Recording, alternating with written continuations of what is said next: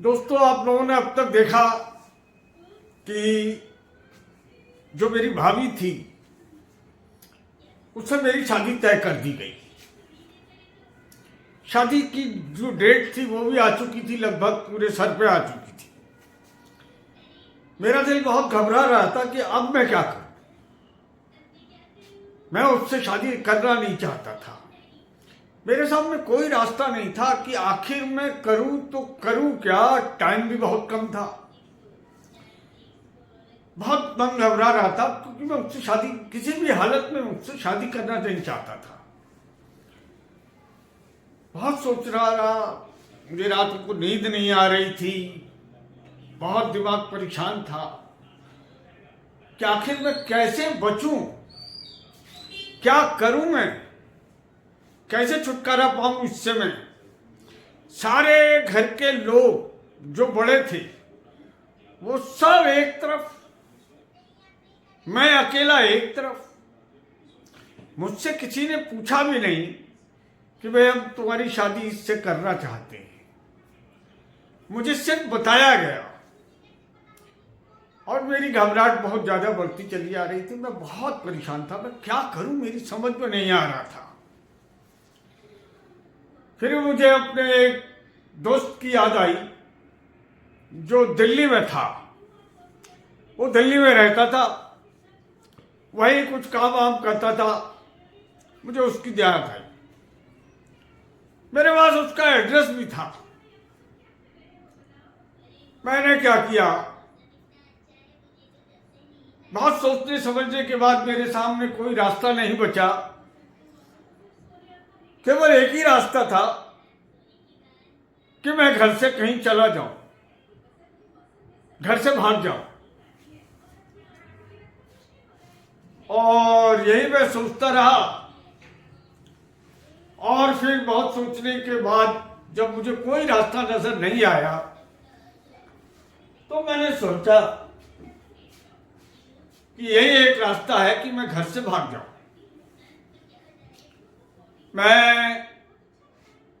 मैंने तैयारी कर ली। अगर मैं कोई बैग घुमाता और तैयारी करता तो मैं पकड़ा जाता। इसलिए मैंने बहुत छोटी सी तैयारी करके, वो फोन का जमाना नहीं था आजकल जैसे मोबाइल चलते हैं कि बात बात पे मोबाइल से बात हो जाती है। वो जमाना मोबाइल का जमाना नहीं था, फोन का भी जमाना नहीं था। फोन भी बहुत कम लोगों के पास हुआ करते थे। तो मैंने पूरी तैयारी कर ली कि मुझे जाना है और ये निश्चित कर लिया कि मैं घर से भाग के दिल्ली जाऊंगा। और मौका आ गया और मैं घर से भाग के दिल्ली चला गया। दिल्ली जाने के बाद मैं उससे मिला। मैंने उसे सारी समस्या बताई कि ये समस्या मेरे सामने आ गई है और मेरी समझ में नहीं आ रहा है कि मैं करूं तो करूं क्या। कुछ भी मेरी समझ में नहीं आ रहा। मैंने कहा भाई मैं अब यहाँ रहना चाहता हूं और मेरे रहने का कोई बंदोबस्त करो। वो एक कमरे में रहता था। रहने की समस्या हल हो गई, मैं उसके साथ रह लूंगा। जहां वो खाना खाता है मैं खा लूंगा। लेकिन आखिर मैं खाली रहूंगा तो पैसा कहां से आएगा। पैसे की कोई समस्या तो पैसे की भी है ना, कुछ तो करना पड़ेगा। उसने मेरी 2-4 दिन तो इसी तरीके से कट गए। उसने मेरी नौकरी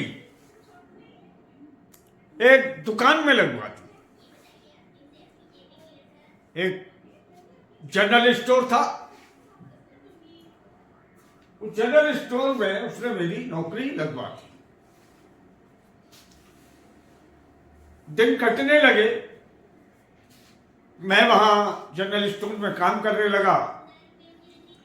मुझे झाड़ू लगानी पड़ती थी, मुझे जनरल स्टोर की सफाई करनी पड़ती थी, वो सब करता था। मैंने ऐसा कभी कोई काम किया नहीं। मौत थी मेरे तो कोई बात नहीं, मैं तो पढ़ने वाला एक बच्चा था। उस समय मेरी 16-17 साल की केवल उम्र थी। अब मुझे काम करना पड़ रहा था, लेकिन मुझे काम भारी नहीं लग रहा था, इसलिए कि जो मुसीबत थी वो बहुत भारी थी। मुसीबत इससे ज़्यादा भारी थी क्योंकि अपनी भाभी के साथ मैं किसी भी हालत में शादी नहीं करना चाहता था। शादी क्यों नहीं करना चाहता था, मैं आगे चल के ये भी आपको बताऊंगा कि वजह क्या थी जिसकी वजह से मैं शादी नहीं करना चाहता था। बल्कि मैं उससे नफरत करता था। उस औरत से, अपनी भाभी से मैं नफरत करता था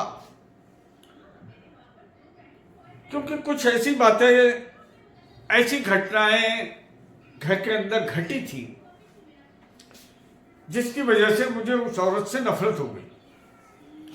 लोग तो जिससे प्यार करते हैं उससे शादी करना चाहते हैं और शादी करते हैं लोग बार जिससे प्यार करते।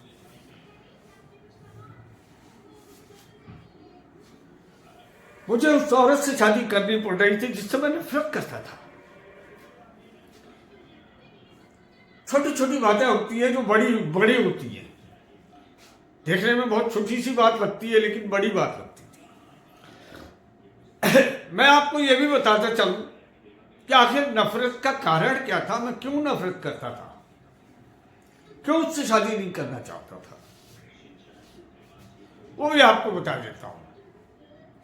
मेरा भाई जो था, जो रेलवे में सर्विस करता था, मुझे बहुत चाहता था, छोटे भाई की तरह कि मैं उसका छोटा भाई हूं। वो बड़ा बड़ा ख्याल भी रखता था। उसने क्या किया कि मुझे वो घर में पर्याप्त दूध नहीं होता था, तो उसने मेरी सेहत का ध्यान रखते हुए मेरे लिए थोड़े से दूध का प्रबंध किया और दूध वाले से कह दिया उसने कि भाई ये मेरा भाई है और इसको इतना दूध रोजाना दे दिया करो, पेमेंट मैं करूंगा। ये बात मेरी भाभी को पता लगी, जो मेरी विधवा भाभी थी। ये बात मैं उस समय भी बता रहा हूं जब मेरा भाई जिंदा था। ये बात मेरी भाभी को पता लगी। दोनों में झगड़ा हुआ इस बात को लेकर। मेरा भाई मुझे खाने पीने की भी चीजें लाके देता था, दूध पिलाना उसने मुझे शुरू कर दिया, कपड़े वपड़े भी कभी कभी बनवा देता था। तो ये जो मेरी वो सहायता कर रहा था मेरा बड़ा भाई, वो इसका विरोध करती थी और दोनों में इस बात को लेकर झगड़ा होता था। वो झगड़ा मैंने देखा। झगड़े के बारे में जब मुझे जानकारी मिली तो ये मेरे दिल और दिमाग में बैठ गई। एक और मुझे उस औरत से नफरत हो गई। एक तरफ लोग उस औरत से शादी करना चाहते हैं जिससे वो प्यार करते हैं, और मुझे उस औरत से शादी करनी पड़ रही थी जिससे मैं नफरत करता हूं। मैं